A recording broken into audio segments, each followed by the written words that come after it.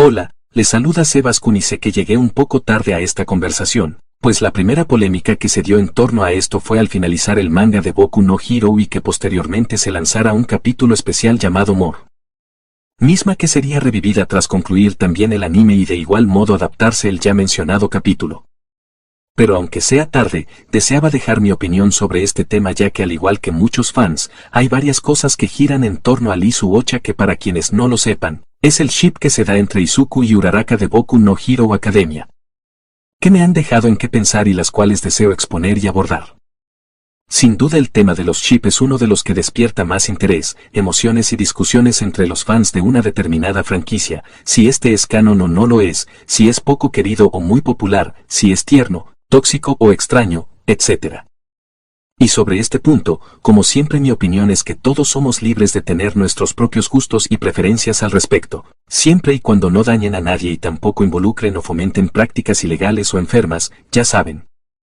Me refiero a esos ships en extremo turbios y perturbadores cuya existencia es incluso difícil de explicar, pero exceptuando esos casos, todo ship es válido en mi opinión.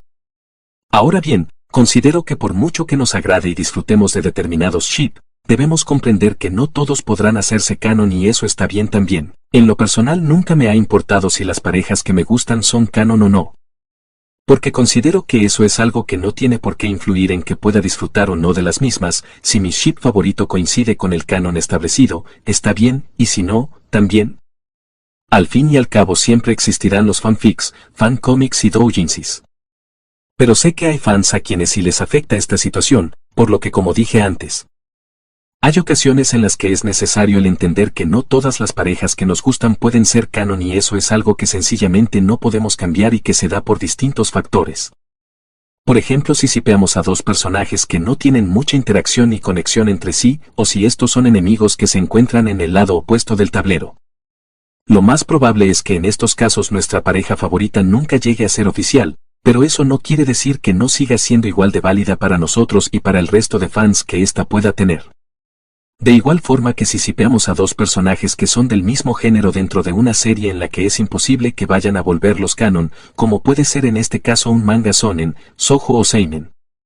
Por la sencilla razón de que en Japón jamás harían que en una serie netamente comercial y hegemónica, como lo son la mayoría de series de estas demografías, se visibilice una relación homosexual de una forma abierta y explícita.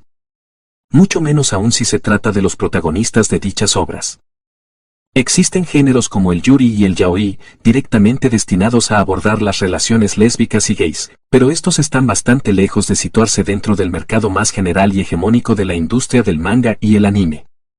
Por ello, cuando las y los fans del Sasunaru o Bakudeku protestan porque dichos ship no se hicieran canon al final de la serie, claramente no están tomando en cuenta lo antes mencionado. Normalmente sus argumentos son que se notaba a leguas la tensión y conexión que había entre ambos personajes durante toda la obra, a diferencia de lo que ocurre con él o los personajes con los que finalmente terminaron emparejados. Tratándose en estos casos de Hinata, Sakura y Uraraka. Ahora bien, debo decir que el punto de los Sasunaru fans es correcto al decir esto, que nunca existió una conexión y relación real entre Sasuke y Sakura y principalmente entre Naruto y Hinata, y también el que Sakura y Hinata son malos personajes. Pero el que esto sea cierto, tampoco significa que por ello Naruto y Sasuke tuvieron que haber terminado siendo pareja. Por otro lado, algunas fans del Bakudeku pretenden llevar los mismos argumentos usados en el Sasunaru hacia el ship de Deku y Bakugo, comparando a Uraraka con Hinata y afirmando que al igual que Naruto en la película The Last,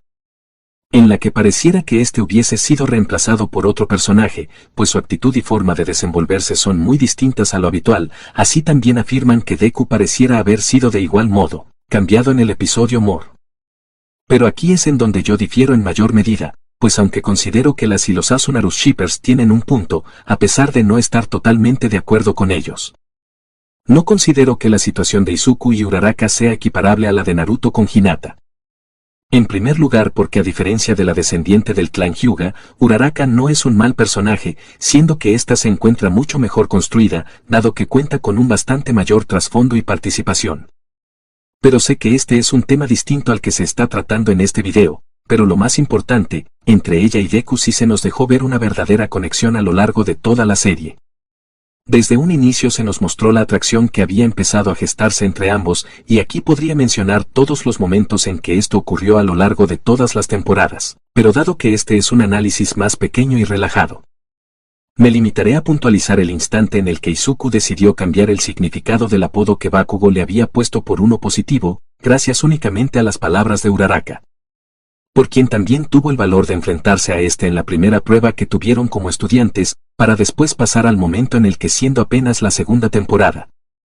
Aoyama le pregunta sin rodeos a su compañera si ésta está enamorada de Deku, siendo que varias temporadas después, ella lo admitiría con todas sus letras frente a Toga, encontrándose en una batalla decisiva de vida o muerte. Pero tampoco podemos pasar por alto lo ocurrido en el arco del héroe oscuro, en donde fue ella quien lo defendió e hizo posible el que el usuario del OneFor continuara resguardándose en la UA. Para después rematar con la escena vista en el epílogo, en la que éste, luego de haberla estado observando, la encuentra mientras ella se refugiaba tratando de ocultar su dolor, para finalmente lograr que se desahogue con él. Una escena en la que, de no haber sido por la inoportuna llegada del resto de la clase 1A, sé que sin duda habría terminado en un beso entre ellos. Vale la pena también agregar, que concuerdo con quienes afirman que es Uraraka quien más ha demostrado tener sentimientos de atracción hacia Deku, siendo más claro su interés romántico hacia él que el del peliverde hacia ella. Pese a ello, hay momentos como algunos de los que mencioné en los cuales sí se deja ver que los sentimientos de ambos son mutuos. Además, tampoco es de extrañar que sea de esta manera. En más de una ocasión me he dado cuenta de este patrón en series shonen, en donde es la chica quien suele demostrar más interés por quien en un futuro será su pareja dentro de la obra, que el prota masculino u otro personaje en algunos casos. Algunos ejemplos vendrían siendo Milk y Bulma en Dragon Ball, Misa en Death Note y Sakura y Hinata en Naruto.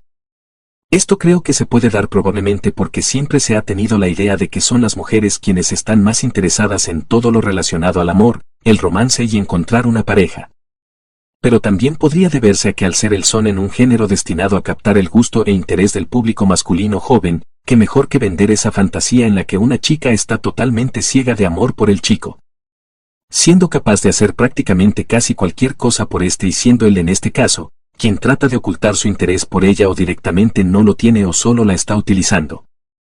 Y sí, como dije antes, es una fantasía recurrente que se vende a través del shonen, como una forma quizás de brindarle tan siquiera un poco de satisfacción a su público, ya que sabemos que en la vida real es bastante poco probable que esto suceda de esa forma. También hay quienes culpan a la heroína Urabiti de que las cosas entre ellos no se hubiesen dado en su momento, por la decisión que tomó al principio del arco de la licencia provisional, en donde se dijo a sí misma que apagaría momentáneamente los sentimientos que tenía hacia su compañero para enfocarse en su crecimiento como heroína. Pero la realidad es que las cosas no cambiaron mucho entre ellos luego de esta situación, ambos siguieron compartiendo distintos momentos juntos y en varios de estos se seguía denotando que había un interés mutuo. Honestamente yo interpreté más esa afirmación como una forma de decir que por el momento habían otras prioridades en las que debía enfocarse, pero que su sentimiento seguiría estando allí. Cosa que probablemente también pudo pensar Izuku en ese entonces, ya que siendo honestos, él tampoco se encontraba con la disposición de enfocarse en el romance ni en muchas otras cosas propias de un estudiante normal, mientras estuviera lidiando con el problema del One for All y la Liga de Villanos. Cuando por fin terminó la guerra contra All for One y el Ejército de Liberación Paranormal,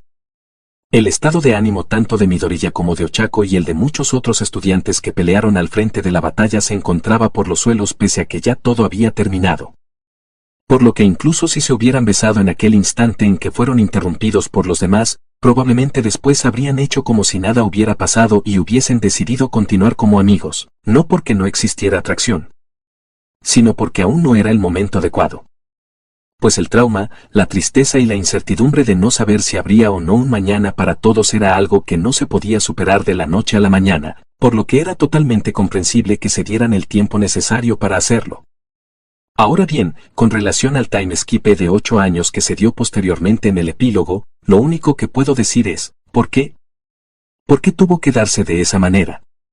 Quiero decir, ¿8 años? 8 años, en serio.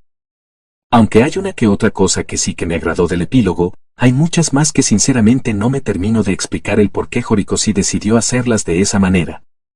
¿Por qué dejar pasar tanto tiempo, y más aún, por qué dejar pasar un tiempo para sacar el capítulo More? En teoría él ya tenía planeado hacerlo así, sacar el final y un tiempo después el capítulo extra, pero aunque probablemente sea cierto, es bastante normal el que muchos fans piensen que More solo fue hecho para calmar los reclamos de quienes esperaban ver Isu Ocha al final de la serie, simple y sencillamente por la forma en que este fue lanzado. ¿Que no habría sido mucho mejor sacarlo todo junto o unir el capítulo 430 y 431 en uno solo que estuviese mejor narrado y organizado? Aunque el Isu Ocha no sea mi ship favorita de la serie, sí está entre las que más me gustan y por ello pienso que se merecía algo mejor. La verdad es que para mí el final ideal en cuestión de parejas hubiese sido el que poco antes de graduarse de la UA, Uraraka y Deku hubieran empezado a ser novios. Después se diera un time skip de 5 años, y todos ya habiendo comenzado a trabajar como héroes a excepción de nuestro protagonista, quien seguiría siendo maestro. Se reunieran para nada más y nada menos que celebrar la ostentosa boda de Todoroki y Momo. A dicha boda asistirían juntos Kaminari y Jiro, quienes también son pareja, y Kirishima y Mina quienes ya están casados y esperando su primer bebé. Honestamente me gustaría saber cómo serían los hijos de ellos dos. En dicha celebración, Izuku recibe también la maravillosa sorpresa de obtener su armadura de héroe gracias al apoyo de todos sus compañeros, de All Might y de su novia Uraraka, quien ese mismo día se convertiría en su prometida luego de que éste se lo propusiera entregándole un hermoso anillo de compromiso. Pero Boku no Hero es un shonen y no una película de Hollywood, por lo que no tiene por qué terminar así necesariamente. Y si Horikoshi decidió que no deseaba darle mucho foco al tema de las parejas en el final de su obra y que quería dejar ese asunto más a la interpretación de los fans, también es válido y está en todo su derecho de hacerlo. No obstante, a pesar de esto, también pudo haberlo hecho de una mejor manera, no haciendo un time skip tan largo, ya que no era necesario que transcurrieran 8 largos años para que todos los personajes fueran ya unos profesionales y Deku y Uraraka decidieran empezar a salir. Pienso que con 5 años hubiera sido más que suficiente, y como digo,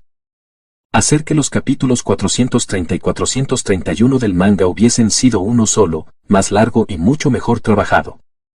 Si les gustó este video saben que pueden darle a like, comentar, compartirlo y suscribirse al canal para así ayudar a que este proyecto pueda seguir creciendo.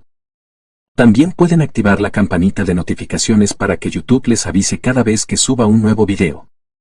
Como digo, para mí es válida y respeto la decisión de Horikoshi, pero si hubiese querido que el Isu Ocha se volviera completamente canon y no solamente a medias como al final terminó sucediendo.